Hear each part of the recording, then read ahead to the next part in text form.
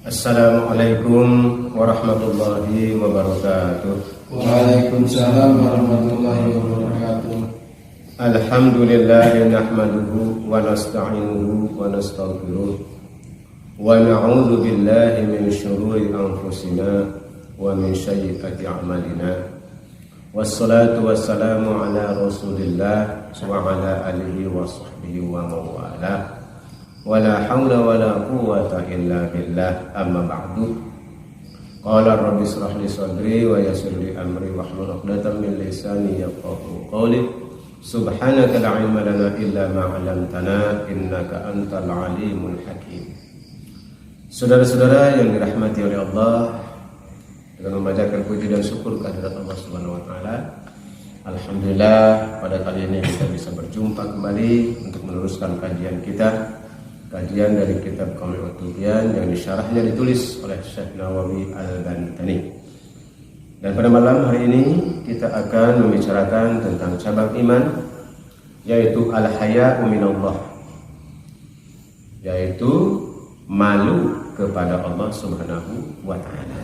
Nah, jadi malu kepada Allah ini merupakan cabang dari keimanan. Qala Nabi sallallahu alaihi wasallam, bahwa Nabi SAW telah bersabda, al-haya'u minal iman. Jadi malu itu merupakan sebagian daripada iman. Ya, jadi orang yang beriman ini harus punya rasa malu. Ya, orang yang mengaku dirinya beriman harus memiliki rasa malu. Jangan sampai malu-maluin. Nah, itu ya. Jadi orang beriman jangan malu-maluin, tapi memiliki rasa malu. Ruwiya an Abdullah bin Mas'ud, yang diriwayatkan dari Sayyidina Abdullah bin Mas'ud, anna Nabiyya sallallahu alaihi wasallam, bahwasanya Nabi sallallahu alaihi wasallam telah bersabda, istahyu minallahi haqqal haya. Hendaklah kamu merasa malu kepada Allah Subhanahu wa taala, haqqal haya, dengan malu yang sesungguhnya.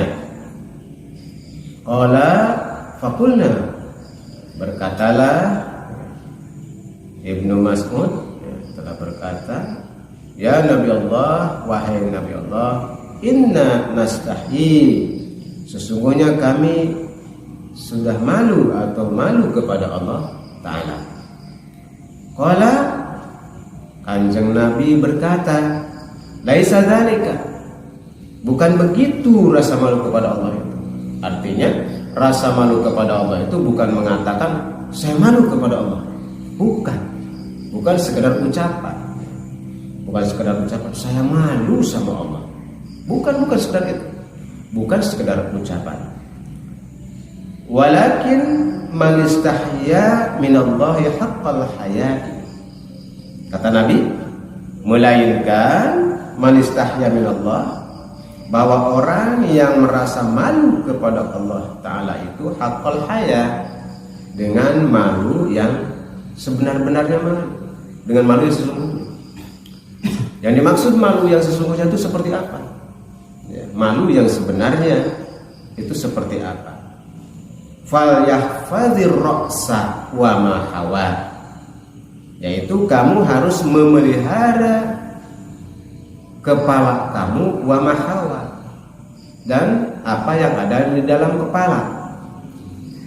Ya, artinya kita harus memelihara kepala kita serta yang ada di dalam kepala. Artinya memelihara pikiran, memelihara pikiran kita. Jangan sampai ada pikiran-pikiran yang kotor, pikiran-pikiran yang buruk, atau akal-akalan, memikirkan sesuatu kejahatan dan sebagainya. Harus malu, karena Allah mengetahui apa yang kita pikirkan itu, Allah tahu walaupun belum diucapkan.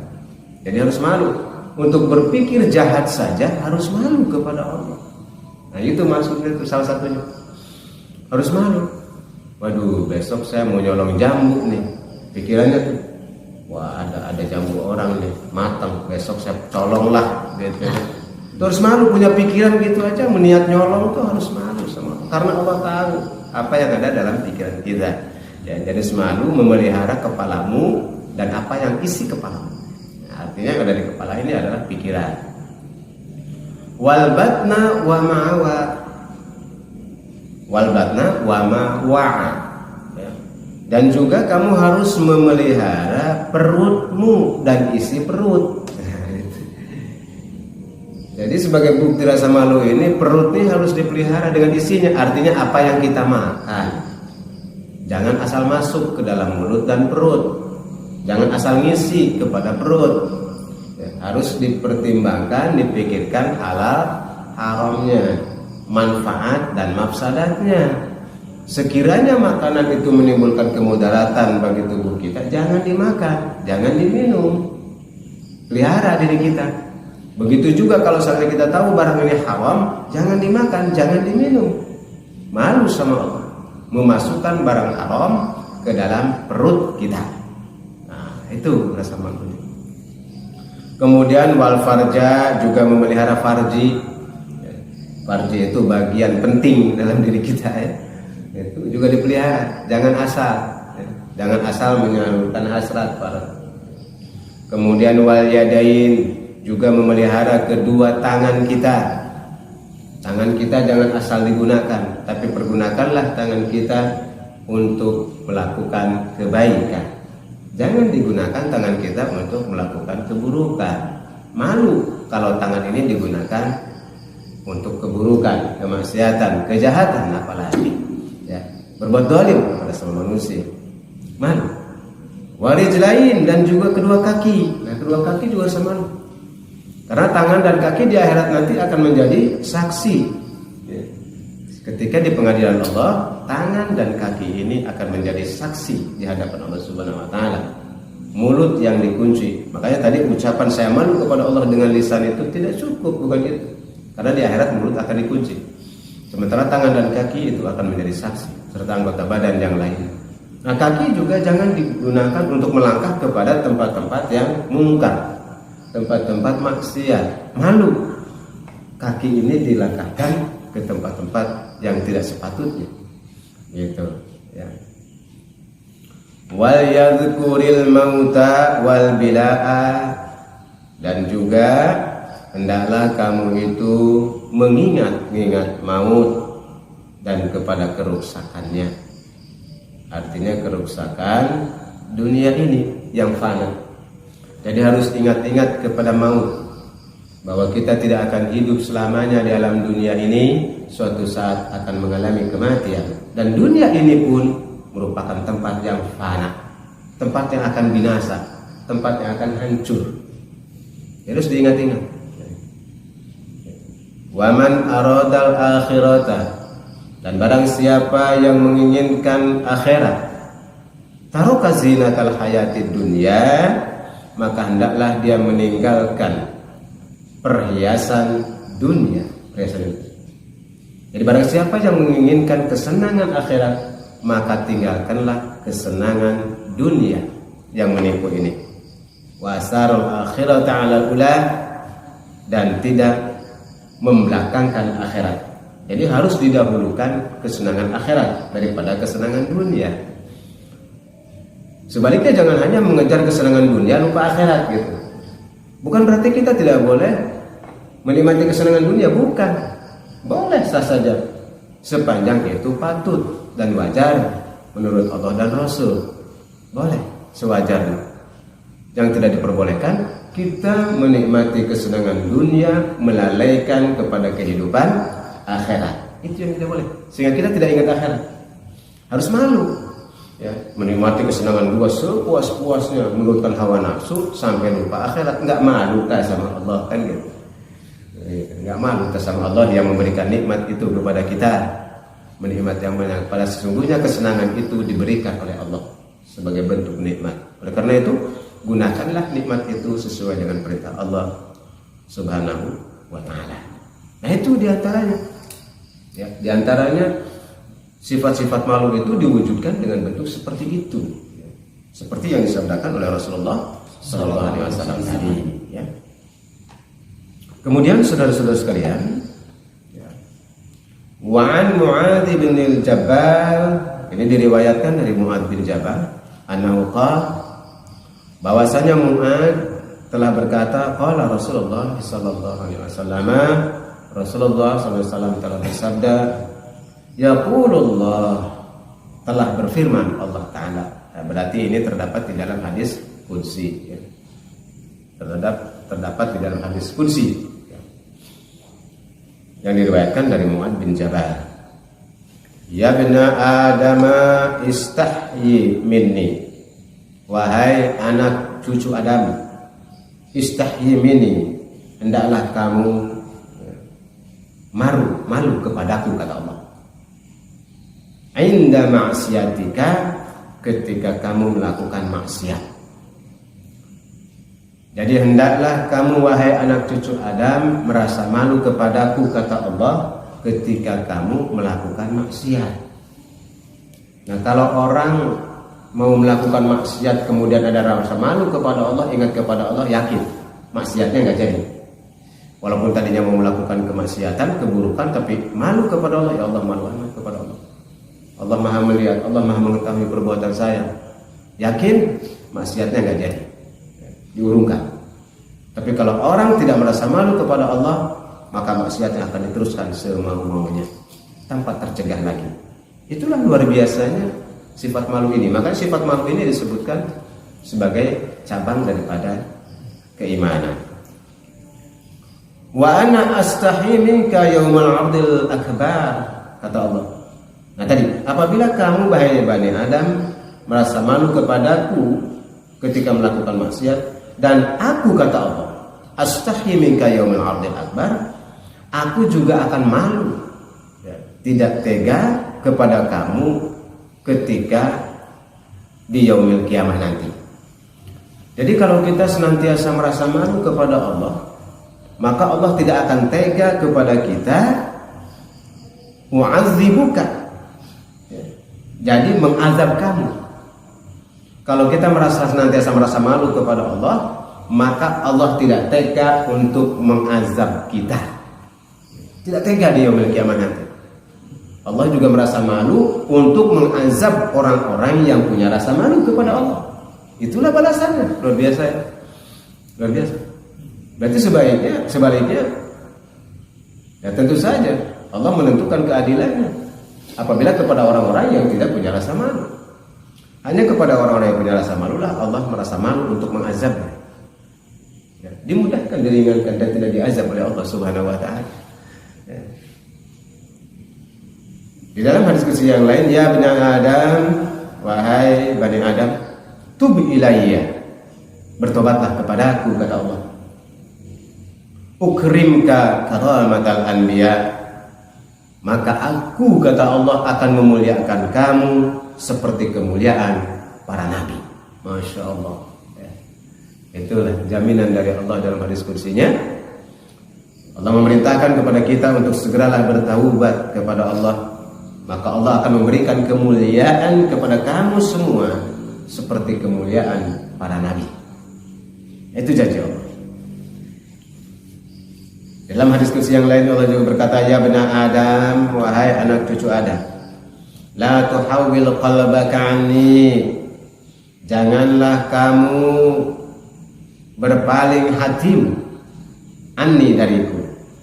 Wahai anak cucu Adam, janganlah engkau memalingkan hatimu dariku, kata Allah. Fa innaka in hawwalta qalbaka anni, karena sesungguhnya kamu itu apabila kamu memalingkan hati dariku, akhzulka fala ansuruka, maka aku akan membiarkan kamu dan tidak menolong kamu. Jadi Allah juga berfirman kepada kita semua agar jangan memalingkan hati kita dari Allah. Jangan sekali-kali hati kita berpaling kepada Allah, kepada selain Allah. Karena apabila itu terjadi, hati kita berpaling dari Allah, tidak memperdulikan Allah, maka Allah akan membiarkan orang itu, membiarkan sebiar-biarnya dalam perjalanan hidupnya yang tersesat, dan Allah tidak akan menolongnya. Ini bahaya, Bahaya. Kalau kita sebagai hambanya dibiarkan oleh Allah, maka siapa yang akan menolong kita? Sementara yang maha menolong adalah Allah, yang memberi rezeki adalah Allah, yang menghidupkan kita Allah, yang mematikan kita Allah, yang melindungi kita Allah. Kalau kita dibiarkan, maka siapakah pelindung dan penolong kita selain Allah? Tidak ada yang akan mampu. Ya. Jadi hanya orang-orang yang senantiasa mengingat kepada Allah, selalu dekat dengan Allah, maka Allah akan mudahkan segala urusannya, maka Allah akan tolong dia, maka Allah akan lindungi dia dari segala macam persoalan kehidupan di dunia dan di akhirat nanti. Begitulah janji Allah. Maka Allah mengatakan, janganlah hai Bani Adam, anak cucu Adam, berpaling dariku, kata Allah. Sebab apabila kamu hatimu berpaling, maka Allah akan membiarkan kamu semau kamu dan tidak menolong kamu.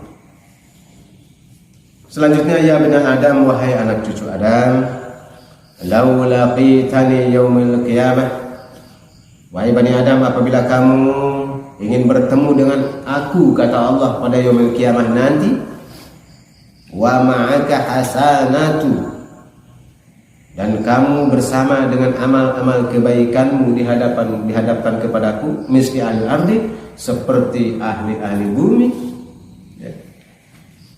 lam aqbal minka, maka aku tidak akan menerima semua itu, kata Allah.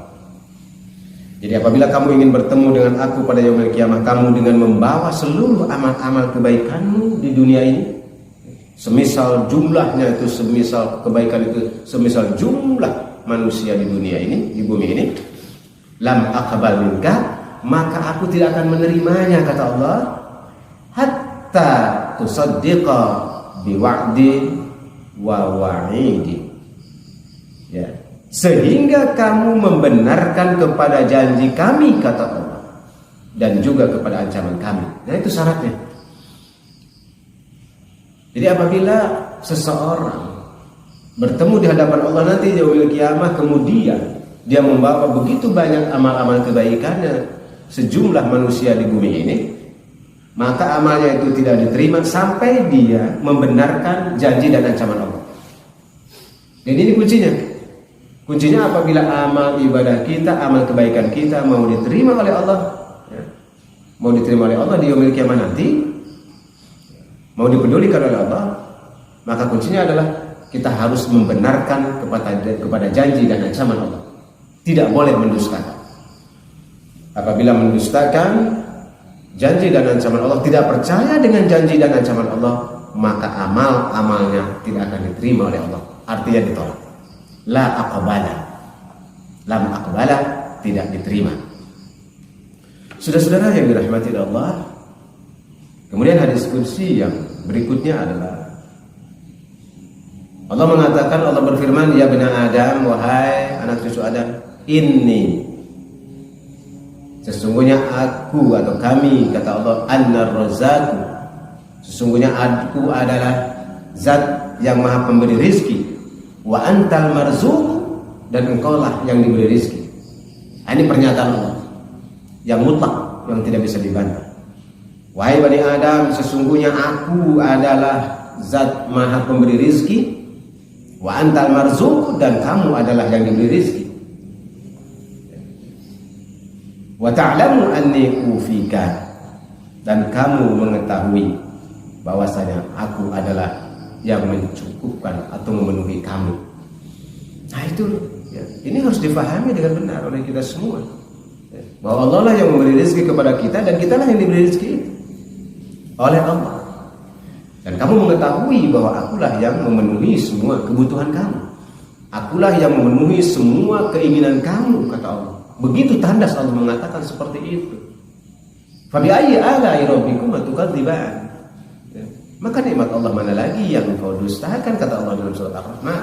Berulang-ulang firman Allah ini disampaikan untuk memberikan penegasan kepada kita semua, kepada manusia yang beriman, ya. Wa ta'lamu anni ufika rizqika, maka kamu mengetahui bahwa akulah, kamilah, kata Allah, yang memenuhi rizki kamu. Maka sangat pantas dan seharusnya dan semestinya lah kita itu malu kepada Allah, kita itu mensyukuri atas semua nikmat yang Allah berikan kepada kita semua, ya. Fala tatruk ta'ati bisababi rizki. Maka janganlah kamu tatruk ta'ati, meninggalkan ketaatan kepadaku, kata Allah, bisababi rizki, karena sebab masalah rizki. Jadi pertama Allah menegaskan di situ bahwa akulah zat yang maha pemberi rizki dan kamulah yang diberi rizki oleh Allah. Olehku, kata Allah. Kemudian kamu mengetahui bahwa akulah yang mencukupi semua kebutuhan kamu. Fala tatruk ta'ati bisababi rizki. Maka janganlah kamu meninggalkan ketaatan kepadamu disebabkan masalah rezeki. Ini maknanya kadang-kadang kan begitu. Giliran rezeki seret, ibadah malas. Dikit aja ada masalah, jauh dari Allah. Kemudian dia berpikir, saya sudah banyak ibadah, sudah banyak sholat, banyak puasa, banyak ngaji dan sebagainya. Kok hidup saya masih seperti ini? Nah, ini berarti mempermasalahkan rezeki. Kemudian dia jauh dari Allah. Nah, ini bahaya kalau seperti ini. Allah mengatakan berikutnya, fa innaka in tarakta ta'ati, maka bahwasanya jika kamu meninggalkan ketaatan kepadaku, kata Allah, bisababi rizkika, dikarenakan masalah rizki kamu, aujabtu alaika uqubati, ya, maka kami, kata Allah, akan membalas dengan siksa kami kepada kamu. Nah itu. Ya, ini seiring dengan firman Allah, la in syakartum la azidannakum wa la in kafartum inna adzabi lasyadid. Barang siapa yang bersyukur kepada Allah, maka Allah tambah nikmatnya, dan apabila berkufur kepada Allah, maka azabku sangat pedih, kata Allah. Nah, ini juga di dalam hadis kursi dikatakan demikian. Jangan sampai saudara-saudara sekalian, penyebab ketidaktaatan itu disebabkan karena sempitnya rezeki. Padahal sesungguhnya begitu banyak rezeki yang diberikan kepada kita, hanya kita tidak menyadari saja, tidak mengerti bahwa sesungguhnya begitu banyak nikmat yang Allah berikan kepada kita. Kita hanya mengatakan atau menganggap bahwa rezeki itu berbentuk materi, berbentuk uang. Padahal rezeki itu bukan hanya berbentuk uang. Kita selamat dari kecelakaan, kita dihasilkan maksud, kita diberikan kesehatan, punya anak yang baik, punya istri yang salehah. Nah, itu juga merupakan rezeki. Kehidupan yang nyaman, yang tentram, itu juga rezeki. Bertemu dengan teman-teman yang saleh dan salehah, itu juga rezeki. Kita mendapatkan ilmu yang bermanfaat, itu juga rezeki. Begitu banyak yang tidak bisa dihitung, ya, tidak bisa dihitung rezeki dari Allah Subhanahu wa taala. Walaupun laut dijadikan tintanya, daun-daun yang ada di bumi ini dijadikan kertasnya, kemudian kamu tulis rezeki Allah, maka kamu tulis nikmat Allah, maka tidak akan tertulis sampai lautan dan daun itu habis. Nah, itu ya. Nah, itulah saudara-saudara sekalian, di dalam materi kesempatan ini Allah begitu tandas dan jelas di dalam hadis qudsinya mengingatkan kepada kita semua agar kita senantiasa merasa malu kepada Allah. Kemudian kita mengerti bahwa kita ini dihidupkan oleh Allah, dipelihara oleh Allah, ditolong oleh Allah, diberi rezeki oleh Allah Subhanahu wa taala, dan janganlah sekali-kali kita berpaling dari Allah Subhanahu wa taala apabila kita ingin selamat di dunia dan di akhirat. Nah, mudah-mudahan kita semua yang hadir maupun yang tidak hadir ini senantiasa mendapat hidayah, taufik dan inayah dari Allah, mendapat petunjuk dari Allah untuk merasa malu di dalam diri kita melakukan keburukan, kemaksiatan dan kemungkaran. Karena sungguhnya Allah Maha mengetahui apa saja yang tersembunyi maupun yang terang-terangan, apa saja yang tersimpan di dalam hati kita maupun yang kita nyatakan. Allah Maha mengetahui. Yakinlah saudara-saudara sekalian, Allah Maha adil dan tidak ada yang terlewat dari Allah Subhanahu wa taala. Kemudian Maha benar Allah dengan segala firman-Nya dan segala janji dan ancamannya. Yakinlah kepada janji dan ancaman Allah, maka Allah akan terima semua amal kebaikan dan ibadah kita. Terima kasih atas segala perhatiannya. Mohon maaf dan maklum apabila ada kekeliruan dan kesalahan. Hadanallahu wa iyyakum ajma'in, wallahu muwaffiq ila aqwamit thoriq. Wassalamualaikum warahmatullahi wabarakatuh. Waalaikumsalam warahmatullahi wabarakatuh.